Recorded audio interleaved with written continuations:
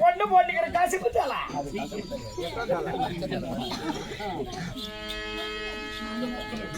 பரமானந்தம்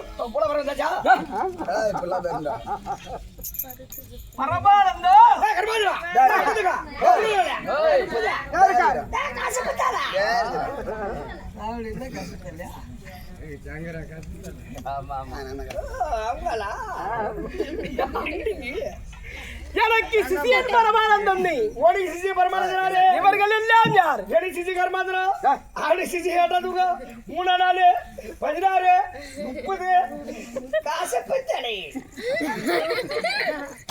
நான் வந்து இவன வேலை விடுவேன் இவன் போய் அவன வேலை விடுவோம் அவன் இவன வேலை விடுவோம் மொத்தமா சேர்த்து ஒரு ஆளுக்கு ஒரு மொத்தமா சேர்த்து மூளையில இருக்கிற ஆளு வேலை விடுவோம் சரி சரி ஒரு ஆளுக்கு ஒரு ஆள் சிசினா இருந்தாவே அந்த வேலை முழுமையா முடியாது. ஆமா நாங்க ஆளு மேல ஆளு வேலை செஞ்சுக்கிட்டே இருப்போம்.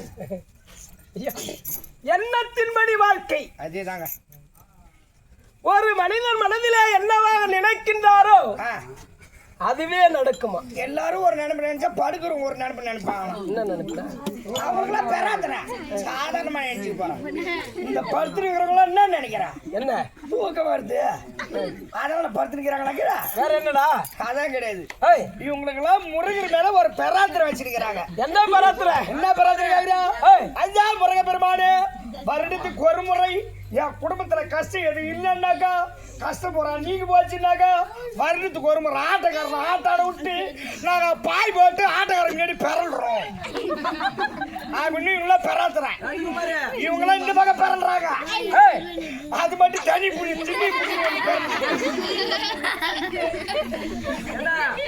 எங்க எல்லாருக்கும் பெணாத்தல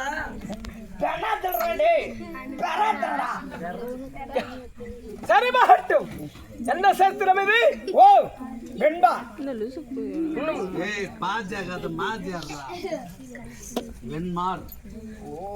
இதோ வெண்பார் புண்ணிய சேத்திரம் இருக்கிறது.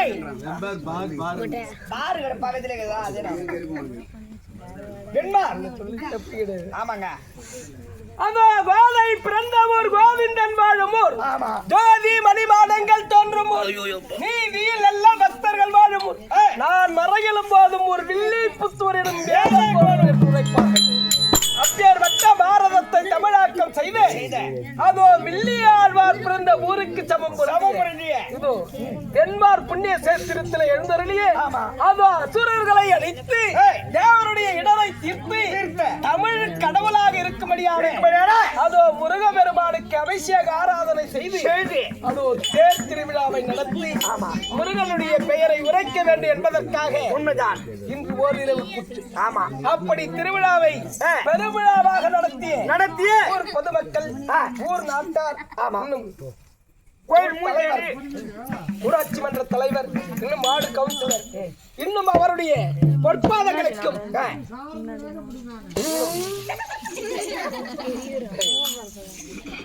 அருள்மிகு ஆதிபராசக்தி குழுவின் சார்பாக அடியேன் சிறுவத்திற்கு வந்தனம்.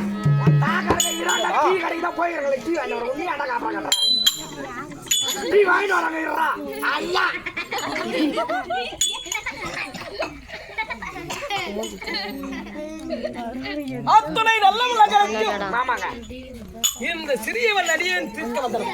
சரி பாட்டு வையா கண்ணுல பட்டாது ஒண்ணு கடிமம் திரும்ப என்ன சொல்றேன். என் கண்ணு பட்டு போகணும் ஆடு 5 வருஷம் தான் ஆகுது. அதிகமா தான் இருக்க மாட்டேங்குது. விளக்கம் சரிங்க. அதை கள்ளக்குறிச்சி மாவட்டம் திருக்கோவில் தாலுக்காவை சேர்ந்த தோப்பு நகர் அது காலஞ்சென்ற கருணைகரன் கதிர்வேல் நாடக ஆசிரியர் அவர் பிள்ளை இளையராஜா நாடக ஆசிரியர். அதை கேட்கல ஒன்றை வேந்தன் சொன்ன மாதிரி ஒரு நாளைக்கு வழி என்றாலும் வழியா, 2 நாளைக்கு கேள் என்றாலும் ஏலாய் விடும்பை கூர் என் வயிறே உன்னோடு வாழ்தல் அரிதே. யாரோட வேணாலும் வாழ்ந்தல்லாம், யாரோ என் பண்ற சதியெல்லாம் சரி கட்டி வாழ்ந்துடுறேன். நான் பிறக்கும் போதே கூட பிறந்த ஒன்ன ஒரு ஆளை என்னால சரி கட்ட முடியல இல்லையா?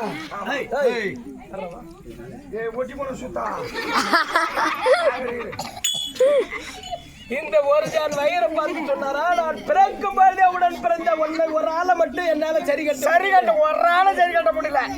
எம்மா குடி தைக்கிறேன், எம்மா ஊசி வாங்குறேன், எம்மா நூல் வாங்குறேன், விதவிதமா ஆட்டக்காரனு செய்யறேன். மறிச்சு பொட்டியில மறிச்சு வைக்கிற துணி போறான்.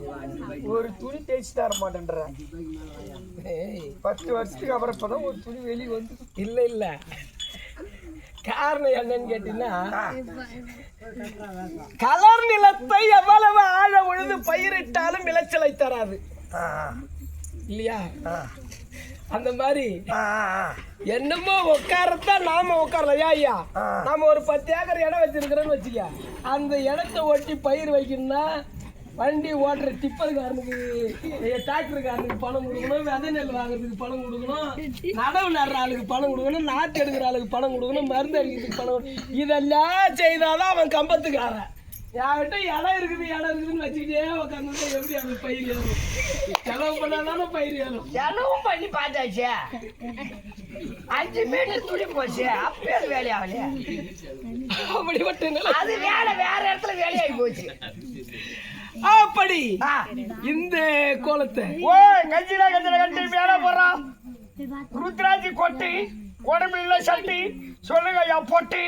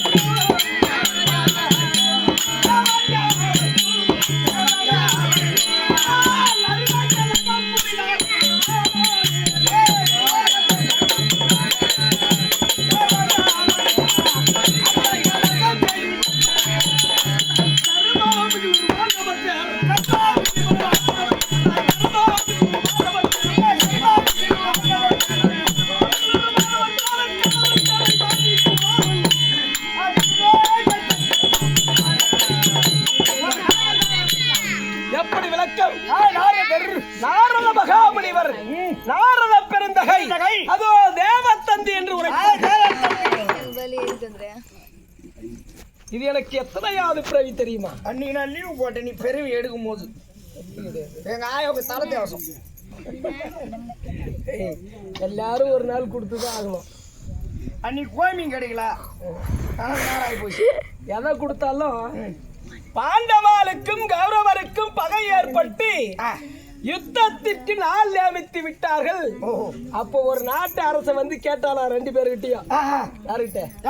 பாண்டவாள் படையிடத்திலும் துரியனுடைய படையிடத்திலும் கேட்கிறான். ஐயா சேரலாதன் என்று சொல்லக்கூடிய மன்னன் கேட்கிறான், 2 பேரும் சண்டை போட்டுக்கு போறீங்க. ஆமா, யாரோ ஒரு படை மாள போகிறது, ஒரு படை இந்த நாட்டை ஆள போகிறது. அதனால் இந்த யுத்தம் முடியும் வரை உங்க 2 பேரையும் இணைக்கக்கூடிய ஒரு வாய்ப்பை எனக்கு கொடுங்கன்னு கேட்டாராம். அது எந்த இடம்? அதான் சாராய கடை. அங்க ஒரு ஆள் தான் எல்லாரும் இணைக்கலாம். உங்கள் இருவருக்கும் யுத்தத்தை முடித்து அதோ பசி ஆற்றுவதற்கு உணவு அளிப்பதற்கு எனக்கு ஒரு வாய்ப்பு கொடுன்னு கேட்டாரா. 2 படையும் யுத்தம் செய்வது, பிறகு உணவிற்கு எல்லோரும் ஒன்றாக சேர்ந்து சேரலாதன் அந்த 2 படைகளுக்கும் 18 நாள் உணவை அளித்தாரா. பின்னால் அவருக்கு பெருந்து தோற்று சேரலாதன் என்று ஒரு சேரலாதன். அவர் இறந்த பிறகும் அவருடைய பேர் நிலைச்சுக்கிட்டே இருந்துச்சு. உண்மைதான். அந்த மாதிரி அதை நான் ஒண்ணு செஞ்சுட்டா செத்துட்டா தேவசை விட்டா கூட திரும்பி பேர் இருந்துகிட்டே இருக்கும். என்ன போய் சேர்றான்ற அப்படிப்பட்ட நிலை எனக்கு. இது 3வது பிறவி. முதல் பிறவி தேவ பிறவி அது பிராமணருடைய சாபத்தினால் முதல் பிறவி நீங்கி 2வது பிறவி மானிட பிறவி நீக்கி 3வது பிறவி நாராயணனுடைய கட்டளையின்படி அது பிரம்மதேவனுக்கு முதல்வனாக பிறந்தேன். தேவ பிறவியாக பிரம்மதேவனுடைய பெருமிரலிலே நான் பிறந்து வளர்ந்து அன்று முதல் இன்று நாள் வரை எனக்கு என்ன வேலை தெரியுமா? என்ன வேலை? நான் கலகக்காரன்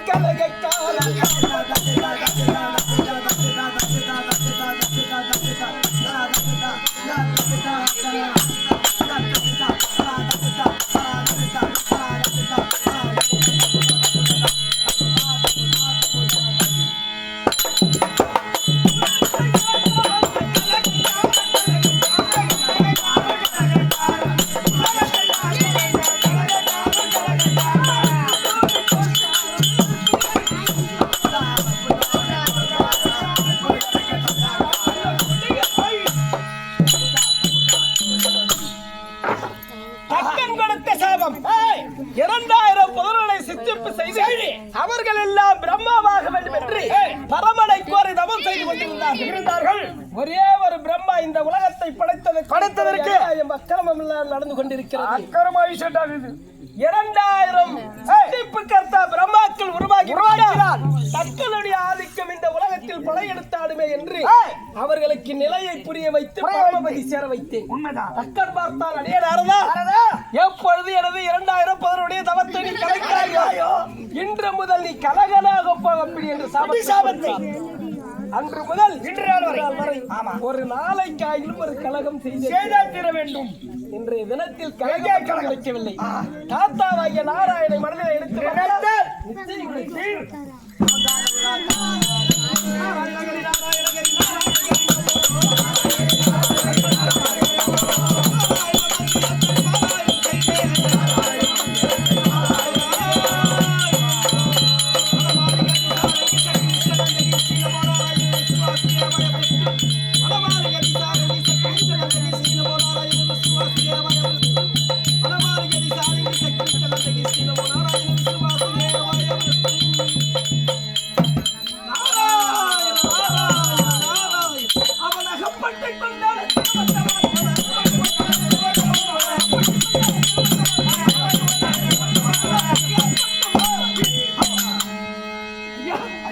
இன்றைய தினத்தில் அருமையான கலகம் கிடைத்திருக்கிறது. எங்கே ஆத்த கடந்துட்டேன். அண்ணா கொஞ்சம் தூரம் தான் இருக்குது. கலகம் கிடைக்கிறது. இன்று ஆத்தை கடந்து அந்தாண்ட போலான்னு இருக்கிற கலகத்துக்கு அங்க போ. உனக்காக தனியா இருக்கும் கலகம். ஐயா, அதோ வீரமகேந்திராபுரிய ராஜா சகத்தோட முடியாது.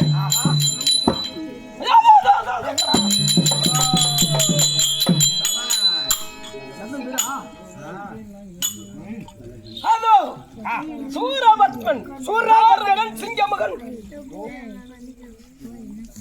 4 ஜாபத்திற்கு அவர்களோ 4 பிள்ளைகள் அப்பேற்பட்டவர் தான் என்ற அகந்தையோடு ஏன் என்றால் நம்மை இனி ஒருவரும் அடக்காள்வதற்கு ஒருவரும் கிடையாது என்று தான் என்ற அகந்தையோடு இருந்து கொண்டிருக்கிறார். அகந்தை இன்னைக்கு அடக்கணும், அவருடைய அகந்தையை அடக்க வேண்டும்.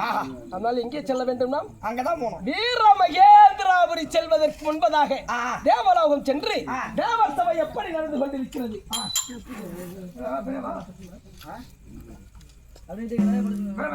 இருந்தாலும் சரி, அதோ வீரமகேந்திராபுரி சென்று அதோ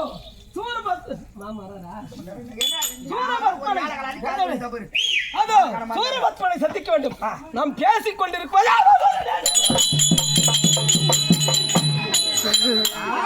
கோபத்திலும் வீரத்திலும் மிக சிறந்தவன். அவன் கோபத்தோட வரும்போது நாம முன்னால இருந்த என்ன கதி ஆகும்? அதே கதி அவன் தான். அதனால் நான் வீரமகேந்திராபுரியிலே ஒருபுறமாக அமர்ந்திருக்கிறேன். சரி, அவன் வந்து சிம்மாதானத்தில் அமர்ந்து அவனுடைய கோபம் தணிந்த பிறகு நாரதா என்று ஒரு வார்த்தை உரைத்தால் போது மற்றவை எல்லாம் நான் பார்த்துக் கொள்கிறேன். அருமை. உன் கழகத்தை முதல் என்னிடத்தில் தொடங்குகிறாய். ஏண்டா அது அவன் கோபமா வரும்போது நான் போய் மின்னு நிக்கிறது. அவன் கோபம்லாம் அடங்கின பிறகு கூப்பிட்டு நானு நல்ல மகராசா வீர மகேந்திராபுரி வந்து விட்டோம். வீர மகேந்திராபுரி ஆண்டார் சூரபத்மன்